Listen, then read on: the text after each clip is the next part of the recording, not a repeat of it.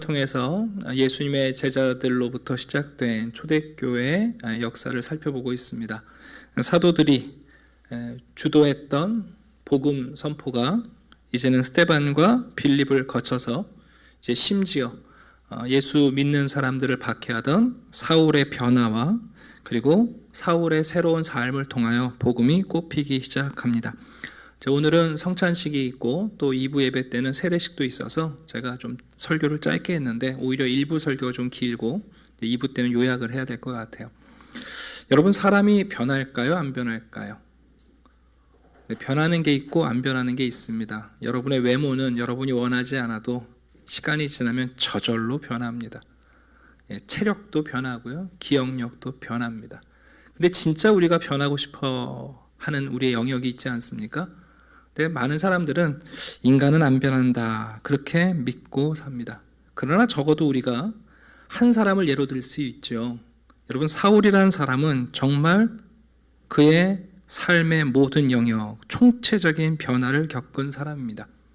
우리는 오늘 본문에서 사울이라는 사람의 위대한 추락, 그리고 부활하신 그리스도를 만나 그의 인생이 어떻게 새롭게 부활했는지 발견하게 됩니다. 사울은 스데반이 순교할 때 목격했던 예수 그리스도를, 그 부활하신 주님을 오늘 이 다메섹에서 보고 그의 삶이 변화되는 것을 우리가 알고 있습니다. 여러분, 부활하신 예수님이 어떻게 우리의 인생을 변화시킬 수 있습니까? 대체 어떤 방법으로, 어떤 과정을 겪어서 우리를 진짜 바꾸실 수 있는가? 오늘 본문에서 크게 세 가지를 전해드리려고 합니다.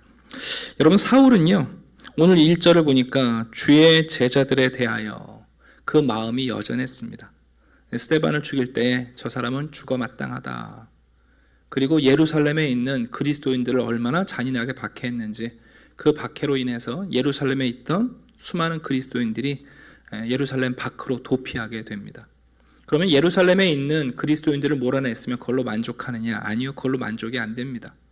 그래서 사울은 어떻게 하기로 했냐면, 이제는 국경을 넘어서, 당시 이스라엘의 영토를 넘어서는 다메섹까지 가서 예수를 믿는 사람들이 있으면 잡아들이려고 대제사장에 가서 일종의 권리 증서를 받습니다. 우리식으로 간단하게 말하면 추노꾼이 된 거예요. 이스라엘 밖에 나가 있는 도피한 그리스도인들조차 내가 잡아다가 가두고 기꺼이 그들을 죽이고자 하는 무서운 열정이 그를 사로잡고 있습니다. 당시 다메섹은 아주 큰 도시였는데요, 큰 유대인 공동체가 있었고요, 회당도 여러 개가 있었다고 합니다. 요세푸스 기록에 의하면 주후 66년에 로마에 의해서 예루살렘이 회파될 때 다메섹에 있는 유대인들도 많은 유대인들이 학살당했습니다. 기록에 의하면 약 2만 명의 유대인들이 학살당했다는 기록이 나오고요, 요세푸스 기록에는 18,000명 정도로 기록되어 있습니다. 그러니까 여러분, 저희 이 다메섹의 유대인들이 아주 많이 몰려 살았다는 것을 알게 됩니다. 자, 그 다메섹으로 공문을 가지고 이제 그 도를 따르는 사람들, 예수 믿는 사람들 잡으려고 가고 있습니다. 여러분, 이 사울의 마음속에 얼마나 큰 확신이 있는지를 먼저 기억하셔야 됩니다. 사울은 예수 그리스도에 대하여 어떤 생각을 가졌냐면, 그 사람은 신성 모독자다, 또 백성들을 꼬시는 거짓 선지자다, 심지어 나무에 달려 죽었기 때문에 하나님께 저주받은 자다, 확신을 갖고 있었어요. 그리고 그 예수 그리스도를 믿는 스데반의 죽음도 당연하게 여겼습니다. 요한복음 16장을 보면 예수님께서 이렇게 제자들에게 미리 말씀하셨는데요, 사람들이 너희를 출교할 뿐만 아니라 너희를 죽이는 자가 생각하기를 이것이 하나님을 섬기는 일이라 하리라. 다시 말씀드리면 사울은 이 일이 하나님을 섬기는 마땅한 일이요, 자랑할 만한 일이요, 그리고 그 누구보다 열심 있게 이 일을 감당해야 한다고 확신했던 사람이에요. 예수도 죽어 마땅한 사람, 예수를 따르는 사람도 죽어 마땅한 사람, 그 확신을 가지고 다메섹으로 가고 있습니다. 사도행전에는 이 다메섹 사건이 약 3번에 걸쳐 반복되어 나타납니다. 그 세 사건을 종합해보면 다메섹 성에 좀 가까이 이르렀을 때, 그때가 바로 정오, 오전 12시예요. 태양이 가장 뜨겁게 내리칠 때입니다. 태양빛이 가장 밝을 때인데, 여러분, 그때 태양보다 더 밝은 빛이 사울을 둘러 비춥니다. 여러분, 사울이 그 빛을 맞고 그가 쓰러지는데요. 그 동시에 갑자기 음성이 들립니다. 사울아, 사울아. 여러분, 이 이름을 두 번 부르는 것은 그 신적 호출 방법이에요. 우리가 성경을 읽다 보면 하나님께서 우리를 부르실 때에, 물론 그냥 이름을 한 번 부르실 때도 있습니다만은 하나님의 간절함이 더 크실 때 이름을 반복해서 두 번 부르시는 사건들이 나와요. 아브라함아, 아브라함아, 내 손을 그 아이에게 대지 말아라. 또 모세를 향해서도요, 모세야, 모세야, 네가 선 곳은 거룩한 곳이니 신을 벗으라. 사무엘아, 사무엘아. 이상이 희귀하던 시대에 사무엘을 부르시는 간절한 목소리가 들립니다. 여러분, 예수님께서도 이 땅에 오셔서 사람들을 부르실 때 간절하게 부르실 때가 있어요. 마르다야, 마르다야. 예루살렘 성을 향하여 말씀하시죠. 예루살렘아, 예루살렘아, 암탉이 그 새끼를 날개에 모음같이 내가 내 자녀를 모으려 한 일이 몇 번이냐. 신적 호출 방법이에요. 그래서 예수님은 십자가에서 하나님을 부르실 때 나의 아버지 이렇게 부르시지 않죠. 엘리 엘리, 나의 하나님, 나의 하나님 하고 신적 호출의 방식으로 하나님을 부르세요. 애끓는 목소리이고 하나님의 진심을 담은 목소리예요. 여러분, 사울이 이걸 모르지 않았을 겁니다. 사울이 묻습니다. 주여 누구십니까? 이제 우리나라 성경에는 이제 성경을 경건하게 번역하기 위해서 주여라고 되어 있습니다만 영어 성경은 유라고 나와요. 왜냐하면 이 목소리의 주인공이 누군지 모르기 때문에 당신은 누굽니까? 하고 묻는 거예요. 대체 이 목소리를 내시는 당신은 누구십니까? 그럴 때 여러분, 예수님께서 이렇게 말씀하시죠. 나는 네가 박해하는 예수다. 원어에 보면 나와 너를 강조하는 표현이에요. 내가 누구냐 하면 바로 너가 박해하는 사람이 나다. 예수님께서 교회와 자신을 동일시하시는 놀라운 신학이 여기에 담겨 있습니다. 여러분, 오늘 본문에 나오는 단어 중에 매우 재밌는 단어가 하나 있는데 바로 1절에 나오는 살기가 등등하다라는 단어예요. 누가는 그 사울이 그리스도인들을 잡아 죽이는 그의 열정을 표현할 때 엠프네온이라는 살기가 등등하다라는 단어를 썼어요. 여러분, 이것은 왜 그 황소가 자기 뿔로 무언가를 들이받기 전에 숨을 거칠게 내쉬고 또 숨을 받아들이는 것을 얘기해요. 들숨과 날숨의 반복. 아주 큰 숨을 쉬면서 뭔가를 하고자 하는 맹렬한 적대감을 표현하는 거예요. 영어 성경 보면 뭐라고 표현하냐면 불을 뿜는 자라고 번역한 성경도 있어요. 그래서 얼마나 예수 그리스도 믿는 사람들 잡아들이고 싶었으면 용처럼 불을 뿜는 자가 되었다, 그런 표현을 써요. 여러분, 지금 사울이요, 예수 죽어 마땅한 사람, 예수 따르는 사람들도 죽어 마땅한 사람, 그게 그의 삶의 여러분 원동력이에요. 그에게 생기를 고취시키는 일이에요. 그것 때문에 숨을 쉬고 살아요. 사울이 지금 살아가는 이유는 뭐냐면, 숨을 쉬는 이유는 뭐냐면 예수를 적대시하고 예수 믿는 사람들을 죽이는 것이, 그게 그가 살아가는 그의 의지예요. 그런데 여러분, 그 음성이 말하는 거죠. 내가 누구냐 하면 네가 박해하는 바로 그 예수다. 여러분, 참 이상해요. 사람들이 긍정적인 에너지로 더 부지런해지고 열정적이 되면 좋은데 그렇지가 않아요. 선생님이 야, 달리기 빨리 달려서 오는 사람한테 내가 상 줄게 그러면요, 아이들이 열심히 안 달려요. 근데 늦게 오는 놈 죽는다 그러면 다 달려요. 그러니까 우리가 여러분의 삶을 그 추동하는 원동력이 뭔가 한번 고민해 봐야 돼요. 사랑 때문에 더 부지런해지지 않아요. 질투가 우리를 더 부지런하게 만들거든요. 어떤 면에서 칭찬이 고래를 춤추게 한다고 그러는데 그렇지 않아요. 여러분, 경쟁이 우리를 더 열심히 춤추게 만들어요. 여러분, 복수에 사로잡힐 때 우리가 얼마나 인내하는지 몰라요. 여러분, 국가와 국민과 민족이 하나가 되는 때가 언제냐면 전쟁할 때예요. 여러분, 사울이 얼마나 큰 확신, 이 예수 그리스도와 믿는 자들이 죽어 마땅하다, 여러분, 이 확신이 그를 얼마나 사로잡고 있었는지 몰라요. 그 확신이 이제는 그의 사명이 되어서 예수 믿는 사람 죽이려는 거 하는 거 아닙니까? 자, 그런데 여러분, 그 예수님이 사울과 정면 충돌하셨어요. 그 순간 사울이 뭘 깨달았냐면 자기 인생이 바른 길, 정주행하고 있는 줄 알았는데 자신이 역주행하고 있는 것을 깨닫는 거예요. 여러분 혹시 운전하시다가 역주행하는 차 만나보신 적 있으세요? 저는 딱 한 번 있는데 예전에 이제 서초동에서 목동 사역을 할 때요. 밤 늦게 금요철화 끝나고 이제 저는 이제 노들길을 따라서 여의도에서 국회 국립묘지를 따라서 오는데 왜 그 올림픽 강변도로에서 여러분 사당이랑 터미널 갈 때 이렇게 빠져나오는 길이 있어요. 작은 길이 있는데 나오면 우회전은 안 되고 사당으로 가거나 고가 위로 터미널로만 가게 돼 있는데 여러분 그 길이 우회전을 할 수도 있어요. 네. 제가 오는데 여러분 갑자기 거기서 우회전한 차가 역주행을 하는 거예요. 근데 더 재밌는 건 뭐냐면 제가 빵빵 클락션 그리고 그 상향등을 먼저 켰을까요? 반대쪽이 먼저 켰을까요?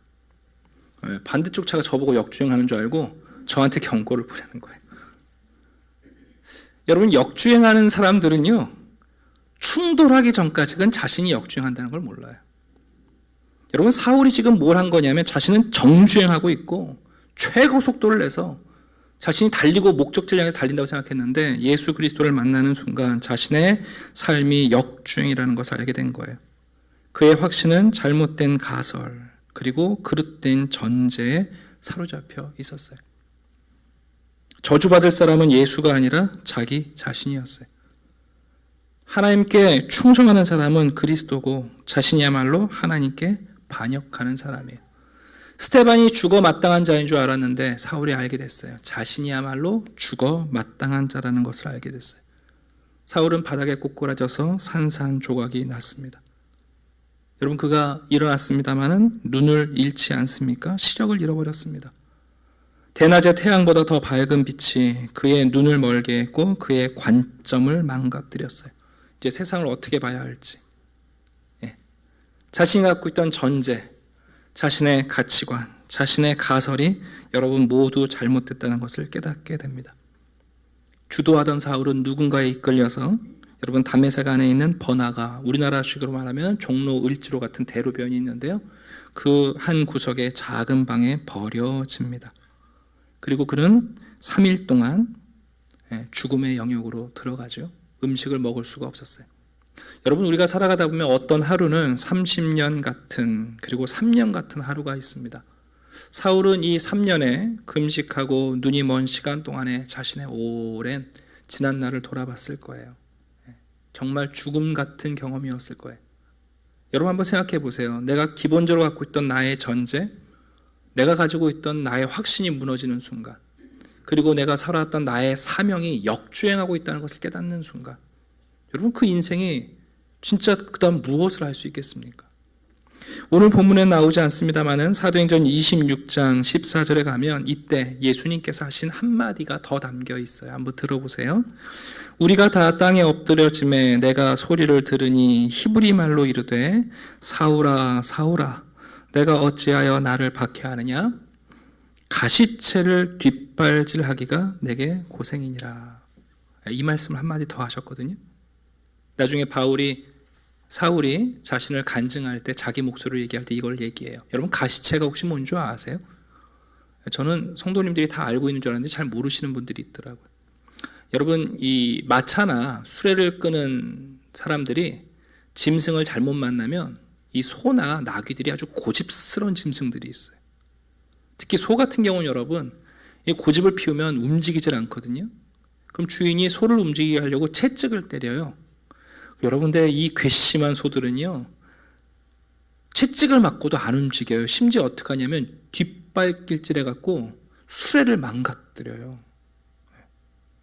그래가지고 못된 짐승을 아는 주인들은 자기 수레 앞에 뭘 만들어 놓냐면 쇠꽃쟁이를 달아놓는 거예요.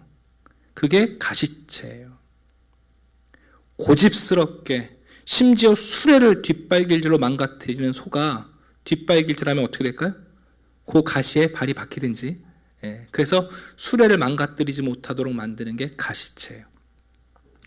하나님께서 예수님께서 사울에게 야 네가 나를 박해하는 게 가시체를 뒷발길질하는 거다라는 말은 무슨 얘기 하시는 거냐면, 사울, 너 참 고집스러운 소다, 말 안 듣는 소다, 못된 소다. 지금 그 말씀을 하시는 거예요. 한마디로 더 말하면 너는 짐승만도 못하다, 그 말씀이거든요. 여러분, 오늘날 우리가 예수 그리스도의 부활과 죽으심과 그분이 우리를 사랑하시는 놀라운 복음을 듣고 있는데요, 복음을 듣지 못한 사람은 둘째치고, 우리가 예수 그리스도를 만날 때 여러분, 적어도 우리도 하나님의 말씀 앞에서 늘 마주하는 게 뭡니까? 우리의 전제가 잘못됐다는 거 아니에요? 우리의 확신이 여러분 하나님의 말씀 앞에서 무너지는 거 아니에요? 그런데 여러분, 우리는 아직도 어쩌면 고집스러운 소처럼 안 움직여요. 채찍을 맞아도 오히려 뒷발기질하면서 자기가 해야 하는 사명의 수레를 망가뜨리는 어리석은 소처럼 살아간단 말이에요. 여러분, 사울은 부활하신 예수 그리스도를 만나고 그는 그의 확신이 깨져버렸어요. 그의 사명이 무의미해졌어요. 그리고 그의 고집에 대하여 그는 죽은 자가 되었습니다. 여러분은 부활하신 예수 그리스도를 만나시고 눈이 멀어보신 적이 있습니까? 지금까지 내가 봤던 세상이 다른 세상이구나, 내가 속았구나. 여러분, 하나님과 정면 충돌 해보신 분 계십니까? 내가 역주행하고 있었구나 알게 되거든요. 여러분, 하나님의 말씀으로 반격, 일격을 당하신 적이 있습니까? 진짜 아픕니다, 여러분. 고린도전서 15장에서 바울은 나중에 이렇게 고백합니다. 맨 나중에 만삭되지 못하여 난 자 같은 내게도 보이셨느니라. 여러분, 사울이란 사람은 부활하신 예수님을 만나고 그의 삶이 총체적으로 변화했습니다. 부활하신 예수님이 자신의 이름을 2번 부르시면서 그의 확신을 깨트리시고 그의 사명을 깨트리시고 그의 고집을 깨트리십니다. 여러분, 부활하신 예수를 만나면 우리가 가졌던 확신이 깨집니다. 기독교? 아이고, 그거 쓸데없는 종교야.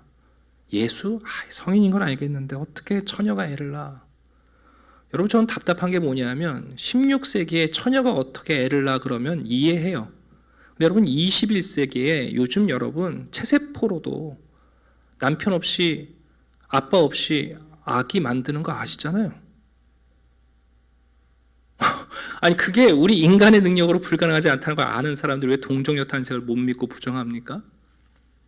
고린도서 2장에 이런 말씀이 있죠. 이 지혜는 이 세대의 통치자들이 한 사람도 알지 못하였으니 만일 알았더라면 영광의 주를 십자가에 못 박지 아니하였으리라. 여러분, 자기 확신이 깨지는 거예요.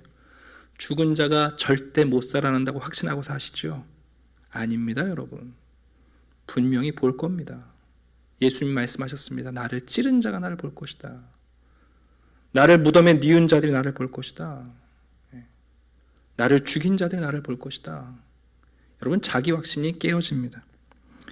여러분, 부활하신 예수님을 만나면 삶의 원동력, 사명이 추락합니다.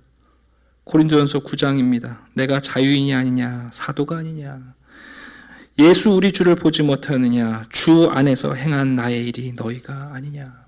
여러분, 예수 믿는 사람을 잡아 죽이려고 했던 그의 사명이 이제 뭘로 바뀌었냐면 한 사람이라도 예수 믿게 만들려고.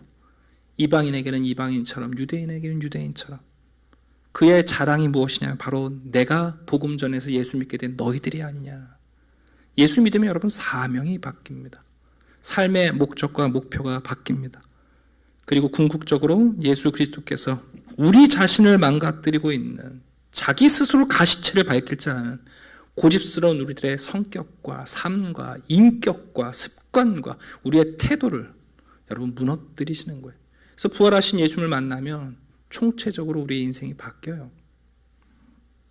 18세기 영국 정치가였던 조지 리틀톤이라는 아주 유명한 분이 있습니다.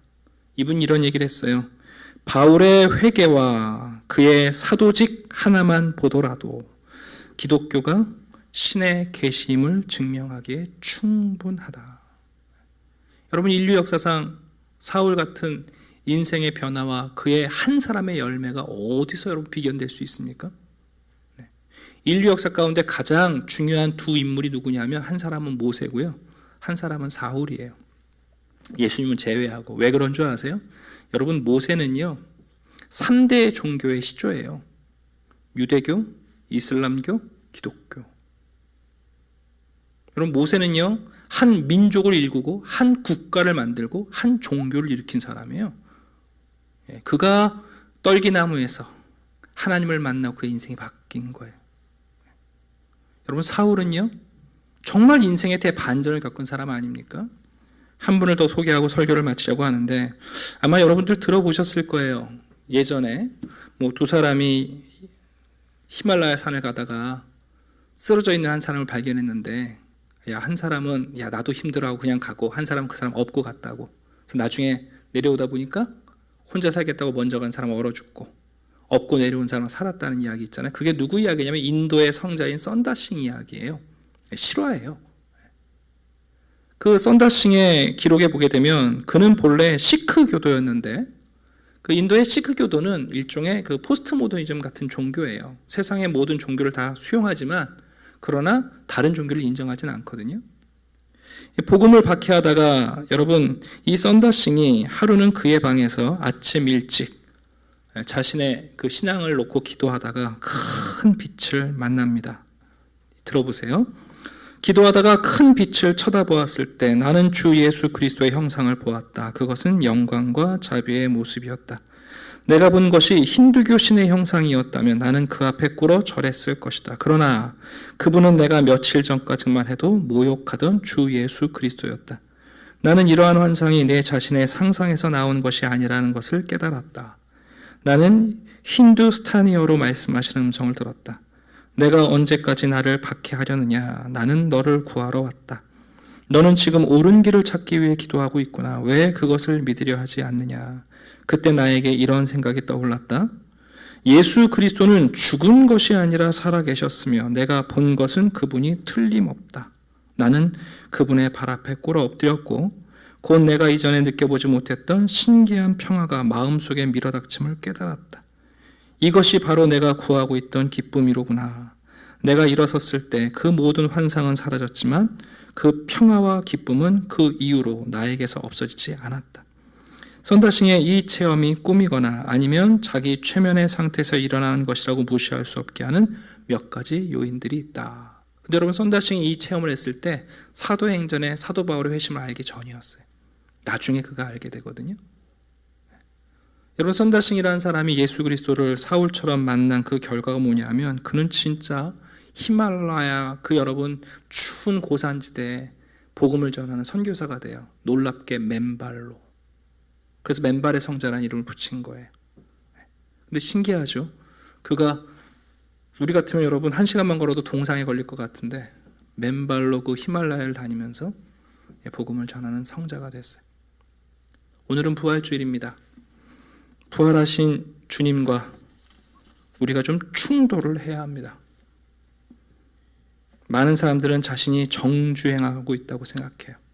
그래서 자신의 길과 다른 길을 걷는 사람들, 다른 말을 하는 사람들을 보면 클락션을 울려대고 상향들은 키면서 경고합니다.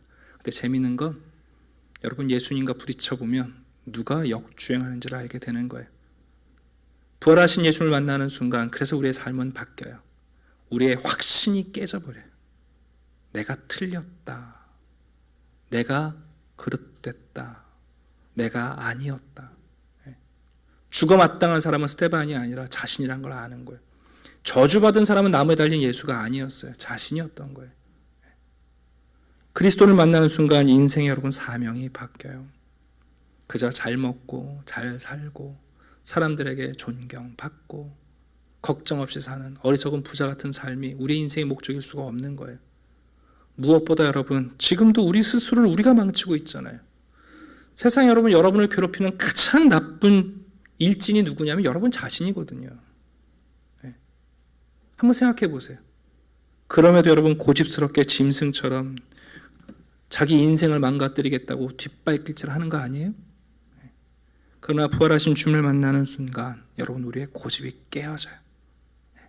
이것이 사울에게 벌어졌던 인생의 변화입니다.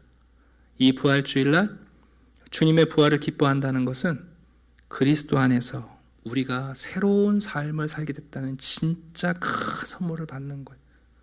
죽음이 정복되었다면, 그리고 여러분 그 죽음을 정복하신 분이 우리를 사랑하신다면, 여러분 우리 인생에 얼마나 커다란 목표 지향점이 달라집니까?